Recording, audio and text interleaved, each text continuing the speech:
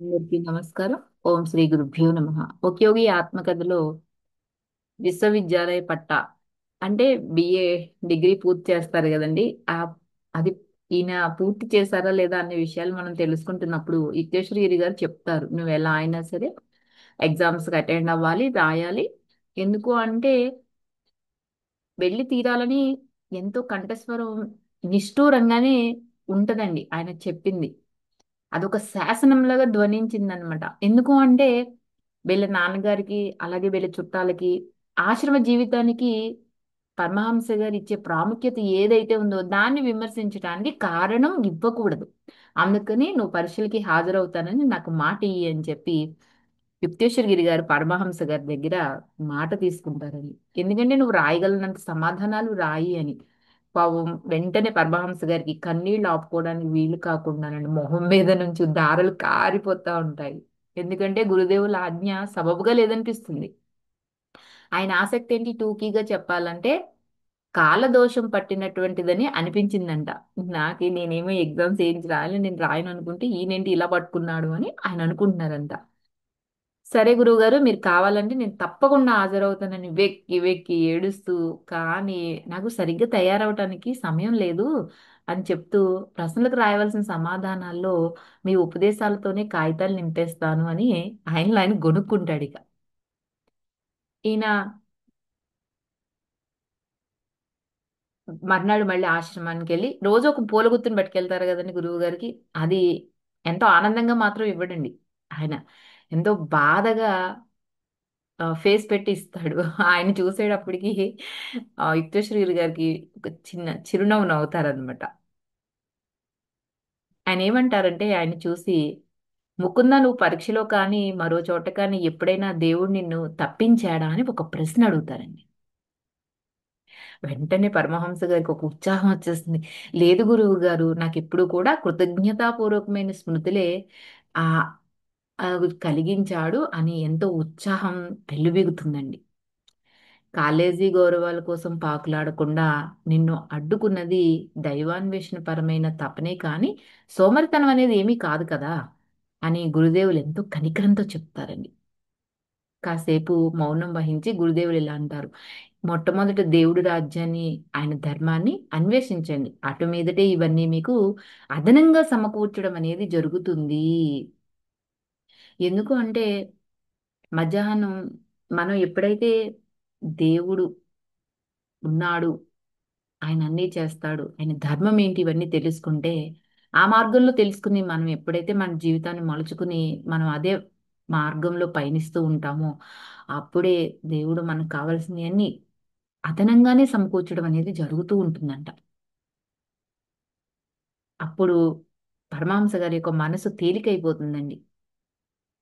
మధ్యాహ్న భోజనం తొందరగా చేసేసి గురువుగారితో పాంతీకి తిరిగి వెళ్ళమని సలహా ఇస్తారు. వాళ్ళ స్నేహితుడైన రమేష్ చంద్ర దత్తు ఇంకా వసతి గృహంలోనే ఉన్నాడా అని అడుగుతారనమాట. ఉన్నాడని చెప్తాడు. అతన్ని కలుసుకో, ఎందుకంటే పరీక్షల్లో నీకు సాయపడడానికి ఈశ్వరుడు అతనికి ప్రేరణ ఇస్తాడు. చూడండి గురువుల యొక్క మార్గదర్శకత్వం. అప్పుడు ఎందుకు అంటే రమేష్ అప్పటికంటే ఇప్పుడు ఇంకా బాగా చదువులో మునిగిపోయి ఉన్నాడు. అంతేకాకుండా క్లాసులకి రెగ్యులర్గా అటెండ్ అవుతున్నాడు. అతని కోర్సు తక్కిన వాళ్ళందరికీ కూడా ఎంతో ఆదర్శప్రాయమైంది, ఎంతో భారమయ్యింది. అందువల్ల అతను వెళ్ళి కలవమంటే రమేష్ నీ కోసం వెసులుబాటు చేసుకుంటాడు, నువ్వు వెళ్ళు, అతను ఎంత భారమైనా ఎంత వెసులుబాటు లేకపోయినా నీ కోసం అని చెప్తారు. సైకిల్ తొక్కుకుంటూ పాంతికి వెళ్తాడండి. అక్కడ వసతి గృహంలో ఆవరణంలో ఈయన కలిసిన మొట్టమొదటి వ్యక్తి ఎవరంటే ఆ విద్వాంసుడైన రమేషే. అన్ని రోజులు అతనికి తీరికే ఉన్నట్టు ఆయన వెనుకాడుతూ ఈయన కోరిన కోరికను ఎంతో సహృదయంతో అంగీకరిస్తాడండి. తప్పకుండా నీకు కావాల్సిన సహాయం చేయడానికి నేను సిద్ధం అంటాడు. ఆ రోజు నుంచి తర్వాత కొన్ని రోజులు గంటల తరబడి ఈయనకి రకరకాల సబ్జెక్టులు చెప్తాడు ఆయన. ఇంగ్లీషు సాహిత్య పరీక్షలు చాలా ప్రశ్నలు, ఆయనకు అవసరమైన అన్నీ కూడా ఈయనకి చెప్తాడు. ఈయన అలా ఆయన దగ్గర చక్కగా వింటూ ఉండగా కొందరు సహాధ్యాయులు కూడా వీళ్ళ చుట్టూ చేరతారండి. ఏమనంటే నీకు రమేష్ తప్పుడు సలహాలు ఇస్తున్నాడు అని. చదువు పూర్తిగా గాని మామూలుగా ప్రశ్నల్లో సగం మాత్రమే పుస్తకాల మీద వస్తాయి. తక్కిన సగం కూడా రచయితల జీవితాలకు సంబంధించినవి వస్తాయని చెప్తారు. ఈయన ఆ ఎగ్జామ్ కూర్చున్నప్పుడండి, ఇంగ్లీష్ లిటరేచర్ సాహిత్య పరీక్ష కూర్చున్నప్పుడు మొదటిసారిగా ప్రశ్నల మీద ఈయన చూపబడినప్పుడండి, ఎంతో కృతజ్ఞతతో వెళ్లుపడ్డ కన్నీళ్ళు ఆయన చెక్కిళ్ళ మీద నుంచి జారిపడి ఆ పేపర్‌ని తడిపేశాయంట. క్లాసు మానిటరు అలా ఏడుస్తుంటే ఎంతో సానుభూతిగా వచ్చి పలకరించాడంటండి. ఎందుకు అంటే, రమేష్ సహాయపడతాడు అని గురుదేవులు ముందే జోస్యం చెప్పారు.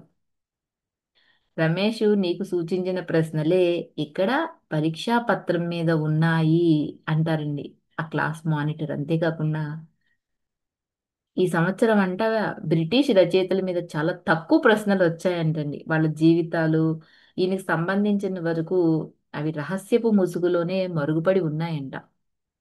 తిరిగి వెళ్ళేటప్పటికి వీళ్ళ బోర్డింగ్ హౌస్ అరుపులతో దద్దరిల్లిపోయిందంటండి.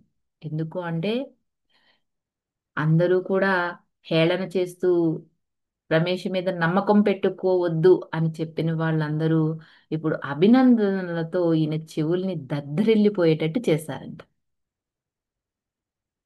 పరీక్షలు వారం రోజులు కూడా వీలున్నంత ఎక్కువసేపు రమేష్‌తోనే గడిపి, ప్రొఫెసర్లు పరీక్షల్లో ఇస్తారని తనకు అనిపించిన ప్రశ్నలు ఏవైతే అవి తయారు చేసి పెట్టి ఇచ్చాడండి.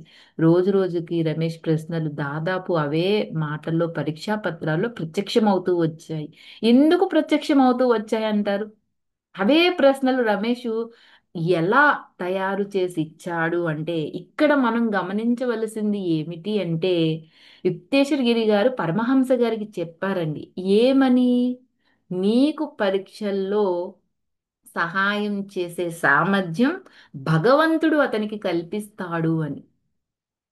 అంటే గు గురువులైనా, దేవుడైనా మనకి వాళ్ళు ఎదురుగా వచ్చి సహాయం చేయకుండా ఎవరో ఒక దూరంగా ఏదో ఒక విధంగా మనకి సహాయ సహకారాలు అందిస్తారంటే ఇది ఒక చిన్న చక్కటి ఉదాహరణ. అసలు ఏదో అద్భుత అలౌకిక చర్య లాంటిదేదో జరుగుతుందని పరధ్యానపు పిచ్చి సన్యాసి పరీక్షల్లో గట్టెక్కేసే అవకాశం కనిపిస్తుందని ఒక వార్త విస్తృతంగా ప్రచారం అయిపోయిందంటండి. ఈయన ఎందుకు అంటే ఆ యొక్క ఆంగ్ల భాష సాహిత్య పరీక్షలో ఈయన తెచ్చుకోగలిగిన ఎక్కువ మార్కులు 33. పాస్ కావడానికి రావాల్సినవి 36 మార్కులంటండి. ఆ 3 మార్కులు తక్కువ అంట. వెంటనే గురుదేవుల దగ్గరికి పరిగెత్తి బాధలన్నీ చెప్పేసుకుంటారండి. ఎందుకంటే గురుదేవా నన్ను క్షమించండి. నేను క్షమించడానికి తప్పు చేశాను. రమేష్ ద్వారా దేవుడు ఆశీస్సులు పొందటానికి నేను అర్హుణ్ణి కాను అని పూర్తిగా నేను పనికి మాలిన వాణ్ణి అని గురువుగారు ముందు బాధలు వెళ్ళబోసుకుంటారండి. ఎందుకు అంటే ఆ పరీక్ష గురించి ఆలోచిస్తూ ఒకనాడు పొద్దున్న ఒక ఘోరమైన తప్పు చేస్తానని గ్రహిస్తాడు. కొన్ని ప్రశ్నలు 2 భాగాలుగా ఇస్తే ఒక ప్రశ్నను ఎన్నుకోవడానికి బదులు మొదటి భాగంలోని ఇంకొక ప్రశ్నకి జవాబు రాసేసాడంటండి. అజాగ్రత్త వల్ల ఆ రెండో భాగాన్ని పట్టించుకోలేదంట. మరి గురువుగారు ఏం చెప్పారు అన్నది మిగతాది రేపు తెలుసుకుందామండి. Thank you.